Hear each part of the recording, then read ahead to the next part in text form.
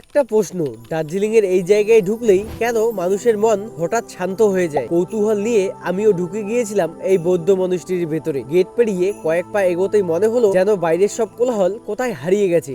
চারিদিকে রঙিন player flag, সুন্দর স্থাপত্য আর এক অন্যরকম পরিবেশ, যা ছবিতে দেখলে যতটা সুন্দর লাগে সামনের থেকে দেখলে তার থেকেও বেশি অসাধারণ। ভেতরে রয়েছে বিশাল এক বুদ্ধ মূর্তি, যার সামনে দাঁড়িয়ে অনেক মানুষ নীরবে প্রার্থনা করে। এখানে ঝুলে থাকা প্রতিটি প্লেয়ার ফ্ল্যাগের পেছনে রয়েছে এক বিশেষ অর্থ। আর এই ছোট ছোট ঘন্টাগুলো, এগুলো শুধু সাজসজ্জার জন্য নয়। অনেকের বিশ্বাস ঘন্টার মৃদু শব্দ মানুষের মনকে শান্ত করে এবং প্রার্থনার অনুভূতিকে আরো গভীর করে তোলে। সবচেয়ে অবাক করা বিষয় হলো এখানে কয়েক মিনিট দাঁড়িয়ে থাকলেই মনে হয় সময় যেন একটু ধীরে চলতে শুরু করেছে। হয়তো এই কারণেই বছরের পর বছর ধরে হাজার হাজার মানুষ এই জায়গায় ফিরে আসে। দার্জিলিং এর পাহাড়ের মাঝে লুকিয়ে থাকা এই মনেস্ট্রির সত্যিটা এক অন্যরকম অনুভূতির নাম। তুমি কি এমন একটা শান্তির জায়গায় একটা দিন কাটাতে চাইবে? কমেন্টে অবশ্যই জানিও।